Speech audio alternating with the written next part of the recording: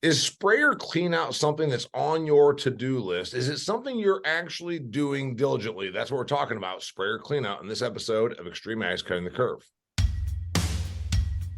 Welcome to Extreme Ag's Cutting the Curve podcast, where you get a guaranteed return on investment of your time as we cut your learning curve with the information you can apply to your farming operation immediately. Extreme Ag, we've already made the mistakes, so you don't have to. Managing your farm's water resources is a critical component to a successful and sustainable farming operation. Advanced Drainage Systems helps farmers just like you increase their yields up to 30% with their technologically advanced water management products. Visit adspipe.com to see how they can keep your business flowing. Now, here's your host, Damian Mason. Hey there, welcome to another fantastic episode of Extreme Ag's Cutting the Curve. I got Lee Lubers, Extreme Ag guy from Gregory, South Dakota, and I got Nick Flights. Nick is with a company called Pentair, and we're talking about sprayer cleanout. Lee has something cool and lots of information to share about this. He's got 2 sprayer cleanout kits on his 2 sprayers in South Dakota, and we're talking about contamination. We're talking about little things that maybe you're not quite paying attention to that are probably costing you yield, causing you damage, and also about winterization. Here we are recording this in mid-November, going into the new year. Is your sprayer cleaned out? Is it cleaned out properly? Is it properly winterized? And more importantly, during the season, are you properly cleaning it out? So, Lee, you've got all kinds of stuff to share on this. Actually, I think you introduced the topic. Tell me how important this is to you. Incredibly important. Anymore, you're spending well over $500,000 on a sprayer. It's a key component to our operation and thousands of other operations. And what I refer to as sprayer hygiene and clean out it's critical for success.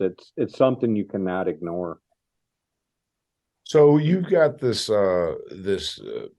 deal, this sprayer. And like you said, you're changing products all the time. So we talked about, before we hit the record button, 2 big components of this, Nick.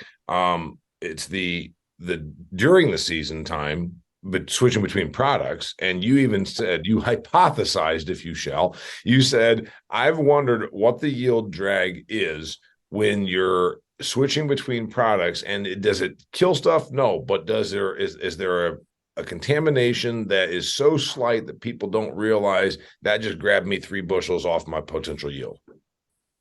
Yeah, and so my hypothesis was really related to herbicide resistance, and that if there is residue left in the sprayer plumbing, and we switch to a different crop, we switch to a different application, we think we're rotating out of that chemistry, but in reality, with that residue that's trapped in that spray boom, it's slowly going to find its way out as we spray. And is there potential there that we're making sublethal doses of herbicides to fields where we don't even realize it? And that sublethal, that micro rate could potentially there be putting selection pressure on a weed population for herbicide resistance. And we may not know it. And that's a hypothesis I have, something I've often wondered. I can't say that there's research or there's hard data showing that is actually occurring in the field. But it is something that I think, something we need to look into, because I do think there's some real validity to that hypothesis. So Lee's nodding his head. Are we building up tougher weeds because of little, as Nick says, sub-lethal amounts of chemistry that's in the tank that then builds up resistance? Is this one of the reasons we have chemistry-resistant herbicides, herbicide-resistant weeds? I agree 1,000% with Nick's theory. We do sprayer clean out by the book, but I have watched in our area neighbors. There was one in particular. Every year he kept dinging his crops more and more, switching, and it just kept, every year was getting increasing more and more and more. And for the first 2 years, he was blaming other people around him. Then it got to the point where he could be a mile from anything else that could possibly be contaminated and nailing his crops. It finally got to the point he traded sprayers. And I bumped into him uptown after he traded, and I commented, "Hey, you traded sprayers?" He goes, "Yeah, my other one was just getting so dirty, I figured it was time to do it." So he actually traded sprayers instead of cleaning it. But I could tell in his fields, first he was dinging the crops and the weeds. Instead of getting faster kills, he was getting slower kills. And one of our local co-ops is doing the same thing too. Finally ended up involving thousands of acres and a lot of upset customers because some people are commenting that some things were not dying the way they should. So you think about it, weeds adapt. That's what they're designed to do. And they want to grow. And if you're throwing low rates at something, you can build up resistance over generations. It can happen.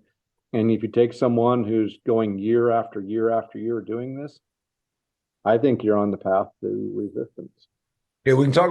I want to hear more about the problems and the examples of this. So the person who's listening to this says, all right, well, then what am I doing wrong with my clean out?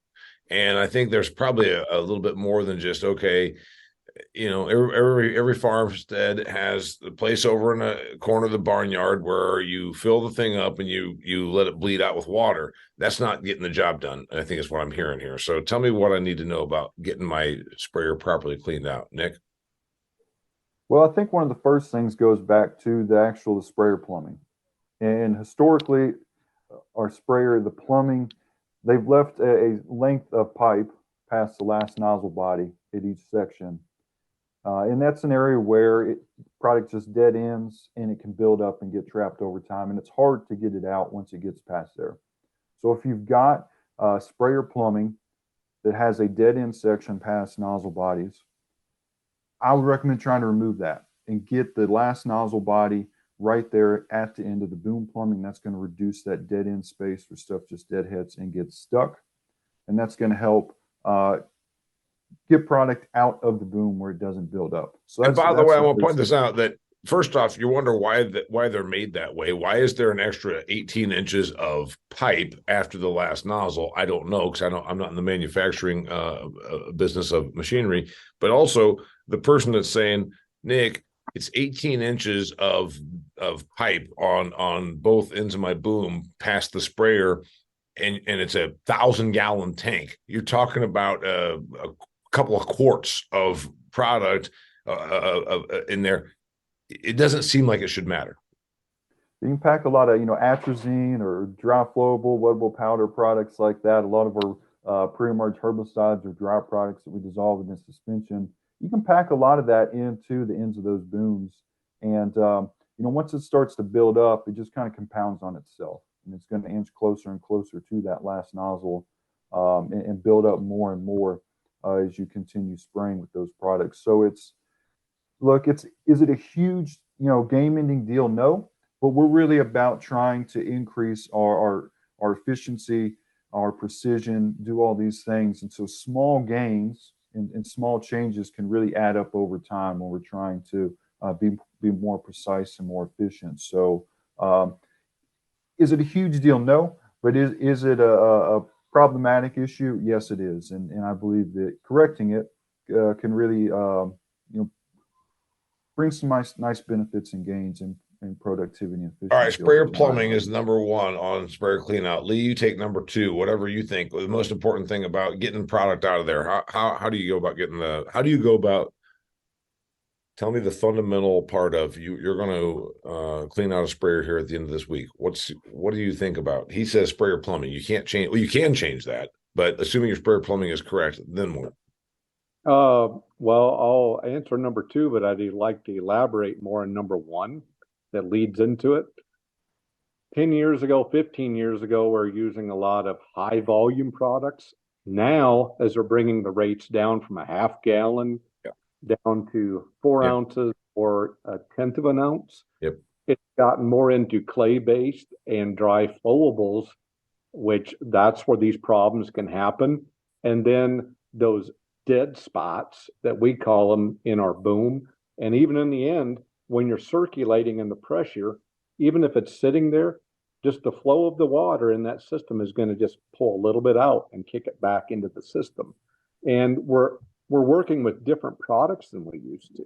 So we noticed over the years, we are increasing sediment levels. And also we went from a simple, we had one spray tip when we started to 3, Now we're getting into 5 and 7 nozzle bodies, and we're getting larger. We're getting electronic nozzle bodies. We're getting a lot more areas that we can build sediment in. And so we realized that this is just slowly changing, and we wanted to stay ahead of it. So it's all about keeping your system clean through the season, good quality water, treated water, that's a must. And then when we're getting to the end of a crop, we do, by the book, a triple rinse, full system. And we do not go low flow, we go high flow. And when we're doing something like switching from Extend, or if you're doing Enlist, Liberty, anything like that, where you could really be damaging the next crop, we'll even do it 2 times. I mean, you'll do what? 20 minutes is not going to kill you. You'll do what? You'll do it multiple. You're talking about rinses of the. We'll even do it 2 times. You know, when you're done with a big project, it's not going to hurt you another 20 minutes sitting there and do it. And then we will put in a tank cleaner and let it set for either hours or overnight. So that helps loosen everything up in the system. Then we're ready for our tank clean outs the next day. When I make my cup of coffee, then we go get everything whistle clean. So I didn't think about this. So you put a product in, so you fill the thing clear up and put a product in to get anything that adheres to the side of the tank. What we will do is we'll do a complete three system, go through everything, triple rinse 1 or 2 times, depending what products we're working with. Especially if it's more clay based, we're going to do it 2 times. We don't want to take a risk. And then we will just put in 100 gallons of water, and we put in a tank cleaner, and it's on agitate, and then let it sit. Walk away for a little while. You can find other projects to do on the farm. Yeah.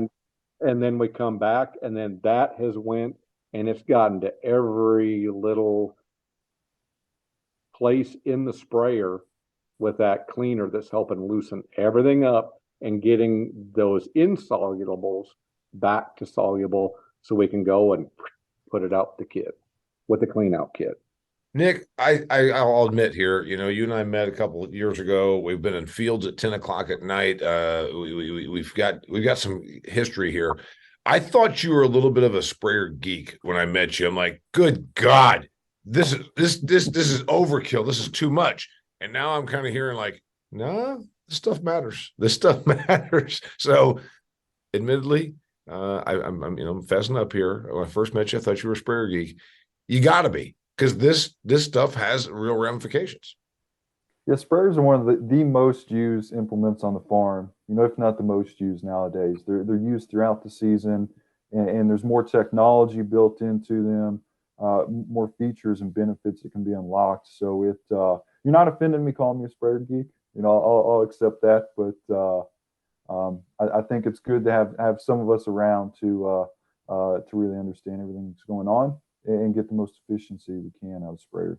This is the first I've heard about a product that actually goes in that's supposed to take chemistry and stuff that adheres to the walls or to the pipes and get it off there. Is this common practice? Do other people do stuff as diligently as Lee? I'm guessing no. There are several companies that make tank and spray system cleaners that are somewhat commonly used. I don't often hear people being as thorough and diligent as Lee is talking about, doing the triple rinse, doing it twice if you need to, putting that product in cleaner into the tank and then agitate for a while. I don't hear that often, but it is good to hear, because I do think it is good practice, especially with a lot of the new sprayer technology. It's using solenoid valves, electronic nozzle bodies, and that.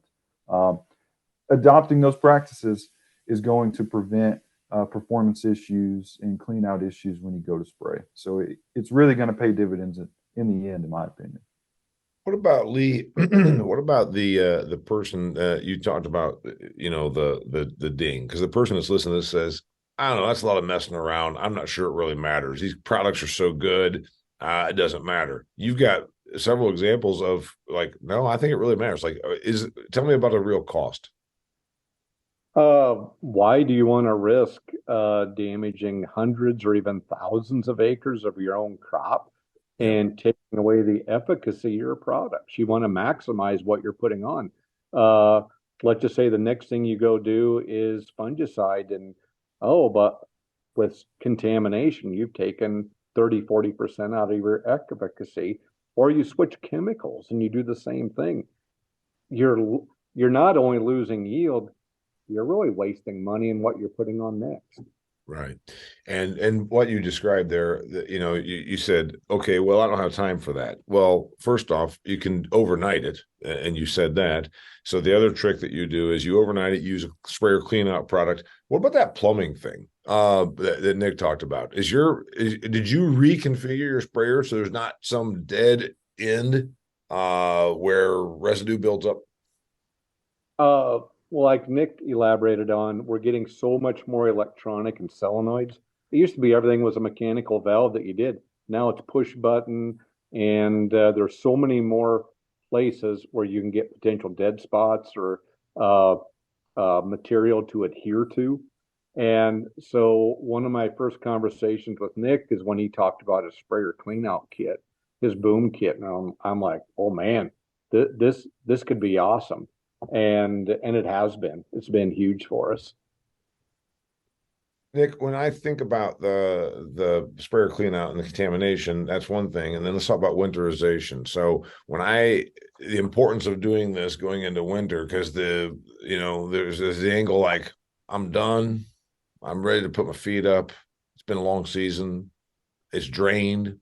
Isn't that enough? You say no. Well, it's good to go ahead and do some extra legwork now to prevent having to do it in the spring, and getting things really cleaned out good, like Lee's talking about, preventing buildup in there, especially if you're using like a PWM system. We use electronic solenoid valves. It's good to get everything cleaned out very, very thoroughly. It's also good to get things winterized well. If you're in a colder climate like Lee is, we certainly don't want to avoid any freeze issues. So getting all that water flushed out, getting a winterizing fluid into the system, and that's really all parts that handle water. That can be the front fill hose, chemical reductors, all that. Getting everything filled up with the winterizing fluid is going to be very important to withstand the winter. And this is really all just trying to set things up for you better in the spring, so that when it's time to go in the spring, you're not having to replace sprayer parts. You're not having to work on your sprayer. It's going to be ready to go, and you can start spraying immediately. Trying to find sprayer parts in the spring is always tough because that's when everybody's trying to buy them. And there tends to be a lot of back order issues on parts, nozzles, nozzle bodies, fittings, and that. So trying to avoid those situations is really what we're after right now with good winterization practices. All right. So what are good winterization practices? Lee, for God's sakes, we know that winter in Gregory, South Dakota. So let's talk about winterization. You've got one sprayer you got one unit that's out there. Here we're recording this mid-November.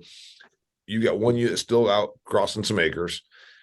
I don't know what you're putting on, but when this thing comes in at the end of this week, when you're done for the season, what are you going to do? We are not going to cut. Wait. Would you agree that you think winter? I mean, would you say that compared to those Southern guys like Matt and Chad and Kevin, winter? Yeah, we got a little bit of experience with it. In our neck of the woods, well, really, in the colder climates, you talk to anyone who sells sprayer parts or dealers every spring, they can tell you stories about the guys that did not do it correctly. Yeah. I mean, there can be some wild stories of stuff that they see. One tech that we know well, he was telling us a story several years ago where one guy didn't want to go and spend the money for the pre-mixed special antifreeze that you put in with the water. So they threw in diesel fuel in their sprayer. They go, well, diesel's not going to freeze. Well, it took all the seals, everything, pump seals, boom seals, all seals out of their sprayer. Another guy didn't think it was a big deal to clean out his booms. And then he sends them a picture of foot-long icicles in the middle of January. Goes, is this bad? I mean, major damage is done. And like Nick said, parts can be scarce at times. I mean, spring is go time. You want to be ready to go to the field, not go, oh, we got to go spend a week and thousands of dollars fixing everything now. Yeah. So what do you, yeah, by the way, you're saying that there was still water in the boom and it froze solid as a rock. By the way, I didn't even think about this. So you bring the unit in, you said something about antifreeze. Ideally, there's no liquid in the thing. So why do I need antifreeze? It's a premix that we get from our dealer, and it's made specially for sprayers. It's a winterizing fluid. But before we do that, we make sure everything is pulled apart and dry. And even down at your inductor can be that's a very common place where you can end up where you think, oh, I've got everything clean, but there's a cup full that settles down in there. So even though it's not in the owner's manual, we're pulling off that coupler, draining it out dry. So we do not want any place for actual water to retain, because when it freezes, it swells, damage is going to happen. Yeah, it's going to expand and bust something. So exactly. if you've got the thing completely dried out, which I'm sure that some people don't do that extra effort, do I still need to put some antifreeze in? Well, you would refer to it as dry, but there's still water droplets inside, and that can lead to issues in sensors and solenoids. So many more solenoids on the sprayer than there was 10 years prior. The technology's been great, but we've got to pay better attention to our spray systems, because yes, they can perform more during the season, but we've got to take care of them in the off season, especially in the colder. After you dry everything and you drain as best you can, you still go and dump in some kind of a sprayer antifreeze. Exactly. Yeah. We will even go and with Nick's kit, it's easy. We can just go and put on an adapter. We can go put on an air fitting, and we also go and purge with air, purge everything out, and then go and do the winterizing fluid. So we don't have to worry about anything hanging up that's not supposed to be there. How many gallons are you putting in? I mean, it's like a huge unit. I'm guessing it's not very much. It's really not that much, because you're just getting it into the system so it coats everything. You're not throwing in 100 gallons or something or anything like that. It used to be in the older days, even 10 years ago, you literally went and got an entire drum of it. Yeah. Now we get 2 small jugs and you pre-mix it and you're done. Okay. Volume is way less, but it's better quality material we are working with to help coat the parts. I'm guessing, Nick, this is not a common practice. Am I right? So a lot of what Lee is talking about is a common practice. Flushing things out, running antifreeze through it. Now, what he said about using our express flush valve and then hooking up to it an air hose to blow air out and do a strong air purge, that is not something I hear as commonly done to really flush out as much of that liquid as we can. So that was a really interesting comment, and I think is an interesting practice that I don't hear about very often. You got 5 different spray tips. You and I have talked about spray tips before. Do I need to rotate every nozzle and blow them through, or is one sufficient? If you've used any of them recently, I think it'd be good practice to turn that nozzle body and try and make sure everything is clear. There can be some liquid that can get trapped in that nozzle or in that stem of that nozzle body. So, just trying to be thorough, I think it is good practice to try and blow air or antifreeze through your nozzles to make sure you're going to get that any bit of trapped water out, because it doesn't take a lot of water left in there that could freeze and lead to cracking or busting over the winter. And I would say this is the best time of year to check your spray nozzles when you're winterizing. Go ahead and spray through them, do a visual check, pick a few, do a quick catch test, Make sure that they're not too worn. And that gives you all winter to source new spray nozzles if you need to. So you're not trying to do it in the spring when time is tight and when a lot of backorder issues can occur on our end because there's such demand. Yeah. So it's a lot about preventive maintenance. By the way, Leo's nodding his head. Do you and your guys go out there and turn every spray drop nozzle? Do you turn them to make sure they all get rinsed out? If it's anything we've used this fall in the last 2 months, those tips we do. Anything that we use this last summer, we're not going to be worried about. So, and it only takes a matter of minutes. It's not a huge time investment. Well, you say that 120-foot boom, and you've got a nozzle every like couple feet. That's a lot of fooling around, going and turning and doing all that. It's an easy part of the gig. All right, so get me out of here. I want to make sure we do this justice. We talked about the problem. We talked about, because the person that's listening to this says, I'm not sure this is that big of a deal. Lee just gave a great example. You're dinging your crops. You're burning up yield on stuff where just because you did something wrong. What to the person that says, okay, I want to do a better job of this, what do you want to tell them, Nick?